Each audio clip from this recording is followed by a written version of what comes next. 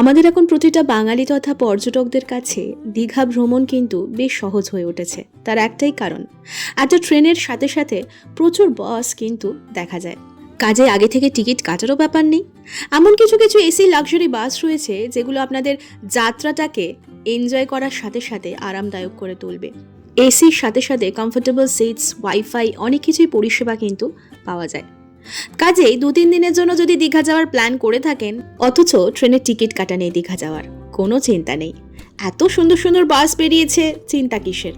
সেরকমই একটা দারুণ বাসের সন্ধান আমি দেব, যেটাতে করে আমরা দীঘা থেকে ফিরেছিলাম কলকাতার উদ্দেশ্যে।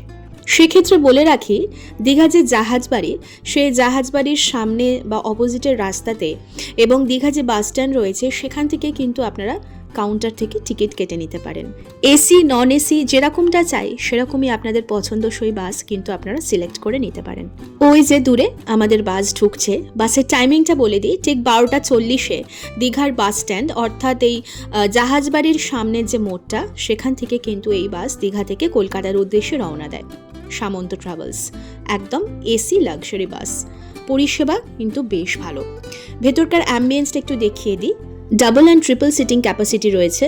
আপনাদের সাথে ছোট কোনো ব্যাগস বা লাগেজ যদি থাকে সেটা রাখার ব্যবস্থা এখানে রয়েছে। ওপরে মিউজিক সিস্টেম রয়েছে, লাইট রয়েছে, এলইডি টিভি স্ক্রিন রয়েছে, আর এসি তো রয়েছেই যেমনটা বললাম, এখানেও কিন্তু লাইটের ব্যবস্থাটা রয়েছে।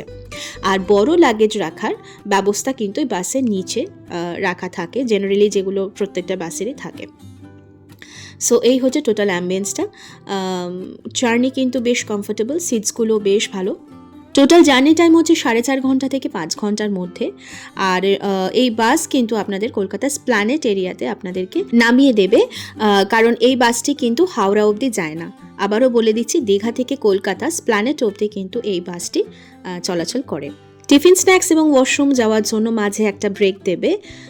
এখন যেমনটা আমরা দাঁড়িয়েছি, অ্যাকিউরেট জায়গাটা আমার সঠিক মনে নেই কোন জায়গাতে দাঁড়িয়েছিল, তো এখন এই বাসটা দাঁড়ানো হয়েছে একটা এমন জায়গাতেই দাঁড়াবে যেখানে আপনারা টয়লেটের ফেসিলিটিও পাবেন এবং কাছে পিঠে কিছু খাবার টুকটাক দোকানপাটও পাবেন, যেখান থেকে আপনারা টুকটাক স্ন্যাক্স, জলের বোতল এগুলো কিনে নিতে পারেন।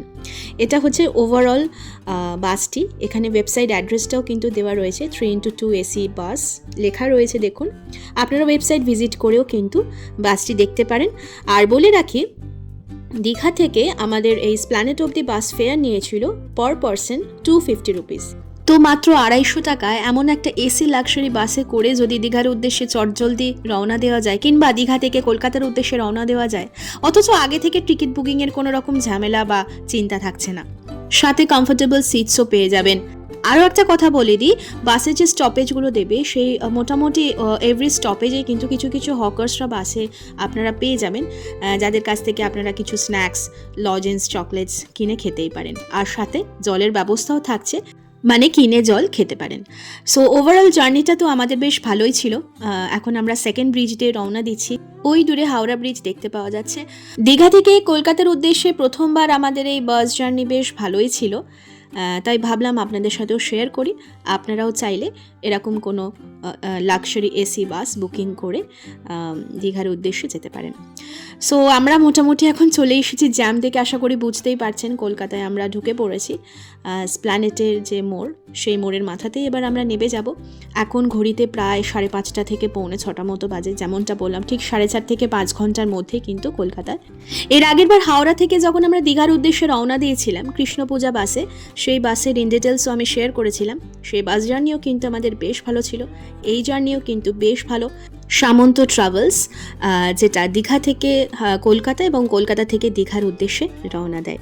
দীঘা যাওয়ার বাস জার্নি কৃষ্ণপূজার বাসের লিঙ্কও আমি ডেসক্রিপশন বক্সে দিয়ে দেবো। ভিডিওটি ভালো লাগলে অবশ্যই লাইক শেয়ার করবেন। ফিরে আসবো এরকমই দারুণ এক্সপ্লোরিং একটি ভিডিও নিয়ে। আজকের মতো আসি, কেমন? টাটা।